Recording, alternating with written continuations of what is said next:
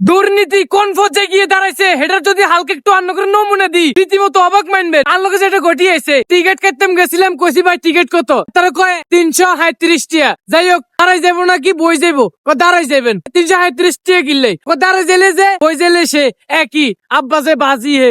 তো যাই হোক কি করছি, দাঁড়ানোর টিকিট এখন কাশি 337 টাকা দি কাড়ি ট্রেনের কাছে আইসিয়ারি হেগুলো আরে কয় ভাই টিকিট কাশিনি, আই কই না ভাই কাড়ি নো। তো এত সমস্যা নাই, বই যাবেন না খারাই যাবেন, আই কই বই যাই।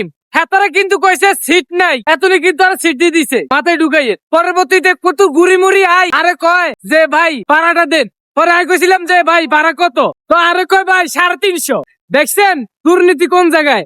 টিকিটের মূল্য হয়েছে 337 টাকা আর হেরো কয় 350। তাহলে এনে কি রাইতে দিনে তফাৎ, তারই মাঝে তারা কইছে নাই আর এ কইছে সিট আছে। তাহলে আবার দেন, আমার সোনার বাংলাদেশের অবস্থা। তো এটালে বলি টিকিট এটা ডাইরেক্ট যে হিরোট দিয়েছি দি হেতনের হালকা ওয়াশ দি সুন্দর মতো ছাতের মধ্যে উড়ে গেছি, এবার ছাতও করে ফিরে দিতেছি। এবার বিমানবন্দর বা কমলাপুর স্টেশন যদি ধরে যে আনে কত নাইছেন, আই কই ভাই আছি নোয়াখালীর তুল, বাবা টিকিট কেসিননি। এ কথা কইলে আই কইম কাশি কিন্তু এমন খাইনি।